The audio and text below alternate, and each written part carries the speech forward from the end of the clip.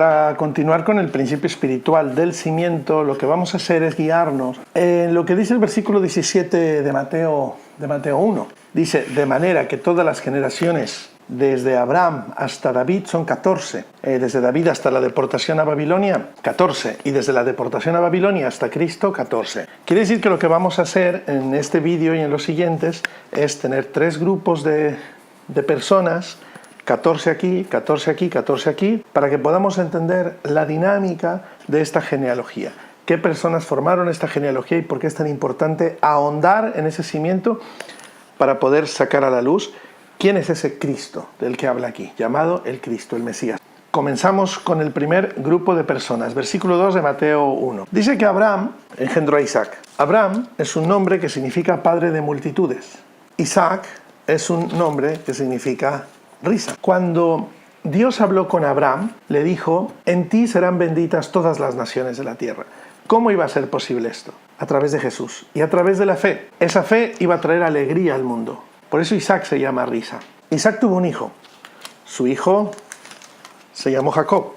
Jacob significa talón. Le pusieron así porque cuando nació venía cogido del talón de su hermano Esaú. Lo que es muy curioso es que esta palabra talón tiene un significado muy parecido a la palabra usurpador. Eso es curioso, ¿no? Pero realmente Jacob significa talón porque nació cogido del talón de su hermano.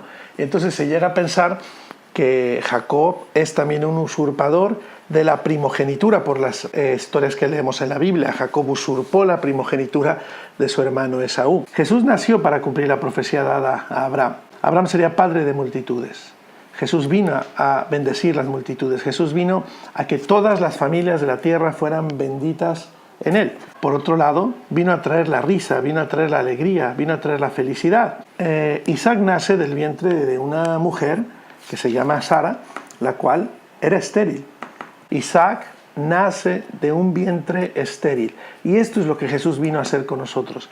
Nosotros teníamos una naturaleza estéril, nosotros teníamos una naturaleza infructuosa, pero el Señor vino a bendecirnos y trajo risa, trajo alegría a nuestras vidas, trajo la felicidad a través de Jesús. Isaac engendró a Jacob, el cual significa talón. Podemos ver que Jacob roba la primogenitura de su hermano. Esto es lo que el Señor Jesús vino a hacer con nosotros. A Él le pertenece la primogenitura, a Él le pertenece el honor, la honra y la gloria, pero Él vino a delegarla a nosotros. Él vino para que nosotros pudiéramos ser usurpadores de la primogenitura. Él, al morir en la cruz, lo que estaba anunciando es que Él es el justo, pero Él es el que justifica a todos. En la cruz hay un intercambio de identidades donde Él, que es el primogénito, permite que nosotros usurpemos esa identidad de primogénitos y recibamos toda la bendición del Padre. No podemos olvidar que la semana pasada estudiábamos que David es alguien que no merecía, llega a merecer, llega a ser escogido. Y Abraham, alguien que no puede procrear, llega a ser padre. Jacob tuvo a Judá y a sus hermanos. Judá significa alabanza. Judá tuvo a Fares. Pero aquí hay un detalle muy interesante, ¿no? Aquí es mencionada una mujer, y aquí la tengo también. Judá engendró, versículo 3, Judá engendró de Tamar a Fares y a Sara. Tamar es un nombre que significa palmera. La Biblia dice que los que creen en el Señor serán como palmeras plantadas en su templo. La fe es la que nos hace palmeras en el templo de Dios. Tamar fue una mujer que se tuvo que disfrazar de prostituta para poder llegar a tener hijos con Judá. Esto es una historia que tenéis que buscar en Génesis, es sumamente interesante. Pero es curioso, ¿no?, que la primera mujer que se menciona en esta genealogía, y la pongo así en color naranja para que la distingamos, es una mujer que se tuvo que vestir de prostituta para llegar a tener hijos con Judá. ¿Qué quiere decir esto? Que los que somos de la fe somos como Tamar. Aunque estamos vestidos de indignidad, Dios nos dignifica. De hecho, cuando Judá reconoce lo que Tamar había hecho, él llega a decir, eres tú más justa que yo. Judá significa alabanza. A esto vino Jesús, a restaurar la alabanza para Dios, a restaurar la adoración para el Padre. Ahora hay algo muy interesante. Estos dos tuvieron a 2 hijos. Fares, que significa brecha, y Sara, que significa alba. Cuando estos dos nacieron, Sara iba a nacer primero, pero se ve que Fares dentro del vientre hizo una movida y sale primero. Cuando él sale, la gente dice, ¿cómo te has abierto brecha? Y por eso se llama Fares, porque se ha abierto brecha. Esto es lo que Jesús vino a hacer para nosotros. Vino a abrirnos brecha para que nosotros saliéramos primero. Él vino a ser el justo que justifica a los que somos de la fe. Este es el cimiento. Ezrom es una palabra que significa cercado. Aram es una palabra que significa altura. Aminadab, un nombre que significa mi pueblo es noble. Y luego llegamos a un chico muy interesante que se llama Naasón, cuyo significado es encantador. Naasón era el príncipe de la tribu de Judá cuando Israel salió de Egipto. Y la tribu de Judá era la tribu que marchaba al frente de todo el pueblo mientras caminaban por el desierto. Naasón era la cabeza de todo el pueblo marchando, es el primero de toda la línea de marcha, es el primero, es el que va delante de todos. En la tradición hebrea se llega a pensar que entonces cuando Moisés da la orden de caminar hacia el mar, y el mar está delante de ellos impidiéndoles el paso, Naasón es el primero que toca el agua y empieza a caminar. Esto no está en la Biblia, pero la tradición dice que cuando Naasón va caminando, él tiene que aguantar las olas, tiene que aguantar la movida del agua, y hay un momento determinado cuando él está dentro que entonces el mar se abre para que el pueblo pase en seco. Naasón nos habla de la venida de Jesucristo. Jesucristo es aquel que da el paso para que el mar se abra y el camino de salvación quede abierto para todos los que tendremos fe. Recordar que Jesús es hijo de David, hijo de Abraham. Adoración, fe, reino, paternidad, bendición para las naciones, salvación para todos. El cimiento anuncia esta realidad. Salmón significa vestidura.